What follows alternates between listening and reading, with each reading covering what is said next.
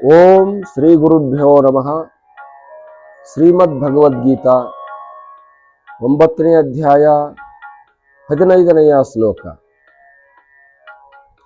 ಜ್ಞಾನಯಜ್ಞೇನ ಚಾಪ್ಯನ್ನೇ ಯಜಂತೋ ಮಾಮುಪಾಸತೆ ಏಕತ್ವೇನ ಪೃಥಕ್ವೇನ ಬಹುಧಾ ವಿಸ್ಮತೋ ಮುಖಂ.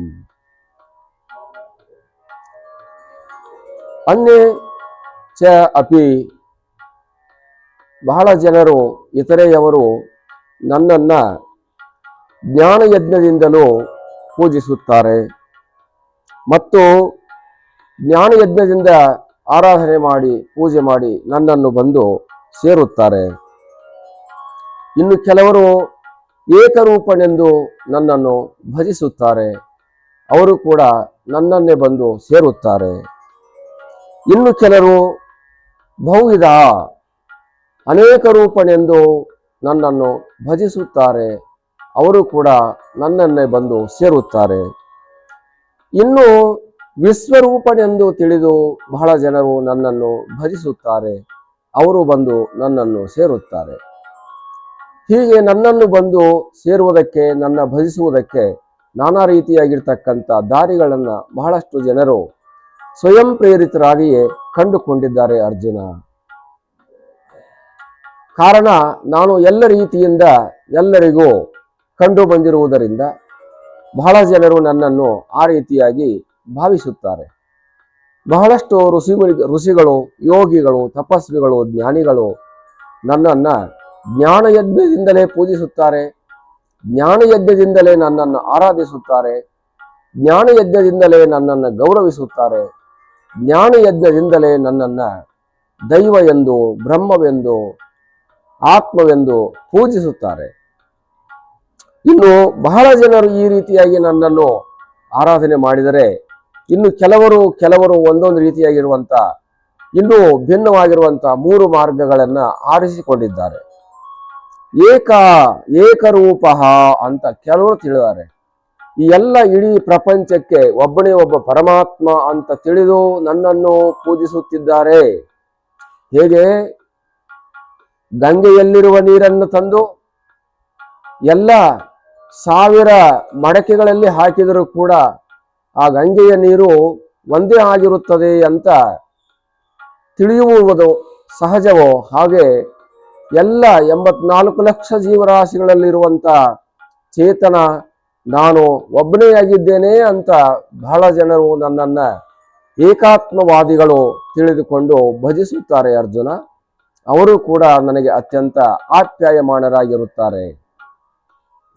ಇನ್ನು ಕೆಲವರು ಬಹಳಷ್ಟು ಪೃಥಕ್ವೇನ, ನಾನು ಎಲ್ಲದರಿಂದಲೂ ಕೂಡ ಭಿನ್ನವಾಗಿರತಕ್ಕಂಥವನು ಮತ್ತು ಅದ್ವಿತೀಯ ಅಂತ ಬಹಳ ಜನ ತಿಳಿದಿದ್ದಾರೆ.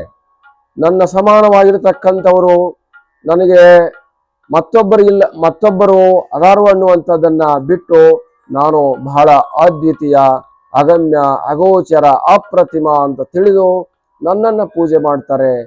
ಬಹಳ ಜನರು ಈ ರೀತಿಯಾಗಿ ನನ್ನನ್ನು ಗೌರವಿಸ್ತಾರೆ.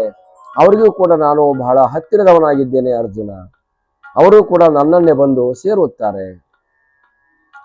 ಇನ್ನು ಬಹಳ ಜನರು ಬಹುದಾಹ ಅಂತ ತಿಳ್ಕೊಂಡಿದ್ದಾರೆ. ಬಹುದಾಹ ಅಂತಂದ್ರೆ ಪರಮಾತ್ಮನು ಒಂದ ರೀತಿಯಾಗಿಲ್ಲ, ನಾನಾ ರೀತಿಯಾಗಿದ್ದಾನೆ. 84 ಲಕ್ಷ ಜೀವರಾಶಿಗಳಲ್ಲಿ 84 ಲಕ್ಷ ಜೀವರೂಪಗಳಾಗಿದ್ದಾನೆ, 84 ಲಕ್ಷ ದೇಹ ರೂಪವಾಗಿದ್ದಾನೆ. ಆತನನ್ನ ಹೀಗೆ ಅಂತ ಹೇಳುವುದಕ್ಕೆ ಬರುವುದಿಲ್ಲ. ಆತನು ಯಾವ ರೀತಿಯಲ್ಲಿ ಇದ್ದಾನೆ ಅಂತ ಒಂದು ರೀತಿಯಾಗಿ, ಒಂದು ರೂಪವಾಗಿ, ಒಂದು ಮುಖವಾಗಿ ನೋಡಲು ಆಗುವುದಿಲ್ಲ. ಆತನು ಬಹುಮುಖವಾಗಿದ್ದಾನೆ. ವಿಶ್ವತೋಪಾದ, ವಿಶ್ವತೋಮುಖ, ವಿಶ್ವತೋ ಚಕ್ಷು ಅಂತ ಆತನನ್ನ ಭಾಜಿಸುವವರು ಬಹಳ ಜನ ಇದ್ದಾರೆ. ನನ್ನನ್ನು ಈ ರೀತಿ ತಿಳ್ಕೊಂಡಿದ್ದಾರೆ, ನಾನು ಹಾಗಿದ್ದೇನೆ ಅಂತ ತಿಳಿದು ಅವರು ನನ್ನನ್ನು ಭಜಿಸಿ ನನ್ನನ್ನೇ ಅದೇ ರೀತಿಯಾಗಿ ಬಂದು ಅವರು ಸೇರಿಸಿದ್ದಾರೆ ಅರ್ಜುನ. ಇನ್ನು ವಿಶ್ವತೋಮುಖ, ನನಗೆ ವಿಶ್ವರೂಪ, ವಿಶ್ವಬಾಹು ಅಂತ ಬಹಳ ಜನ ಕರೆದಿದ್ದಾರೆ. ಹಾಗಾಗಿ ನನ್ನನ್ನ ಎಲ್ಲ ರೂಪಗಳಲ್ಲಿಯೂ ಕೂಡ ನೋಡ್ತಾ ಇದ್ದಾರೆ. ಅವರು ಎಲ್ಲೆಲ್ಲಿ ಏನನ್ನು ನೋಡ್ತಾರೋ ಅಲ್ಲಲ್ಲಿ ಎಲ್ಲ ಕಡೆಗೂ ನನ್ನನ್ನೇ ನೋಡ್ತಾ ಇದ್ದಾರೆ ಅರ್ಜುನ. ಎಲ್ಲ ಕಡೆಗೂ ಕೂಡ ನಾನು ಇದ್ದೇನೆ ಅನ್ನುವಂಥದ್ದನ್ನ ಭಾವಿಸಿಕೊಂಡಿದ್ದಾರೆ. ಆಕಾಶವು ಎಲ್ಲ ಕಡೆಗೂ ಏಕರೂಪವಾಗಿದ್ದರೂ ಕೂಡ ಎಲ್ಲ ಕಡೆಗೂ ಬೆರೆತುಕೊಂಡಿದೆ.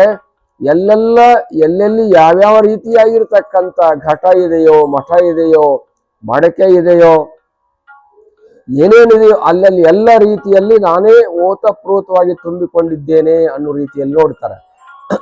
ಆಕಾಶವು ಹೇಗೆ ವ್ಯಾಪಕವಾಗಿ ಎಲ್ಲದರಲ್ಲಿ ಓತಪ್ರೋತವಾಗಿ ತುಂಬಿಕೊಂಡಿದೆಯೋ ಹಾಗೆ ಭಗವಂತನಾದ ನಾನು ಎಲ್ಲ ಕಡೆಗೂ ತುಂಬಿಕೊಂಡಿದ್ದೇನೆ ಅಂತ ನನ್ನನ್ನೇ ನೋಡ್ತಾ ಇದ್ದಾರೆ ಅರ್ಜುನ.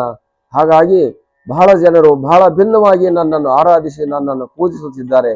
ನೀನು ಆ ರೀತಿ ಮಾಡಿ ಮುಕ್ತನಾಗುವ ಅರ್ಜುನ ಅನ್ನುವಂಥ ಅಭಿಪ್ರಾಯವನ್ನ ಇಲ್ಲಿ ಹೇಳಲಾಗಿದೆ. ಹರಿ ಓಂ ತತ್ಸತ್.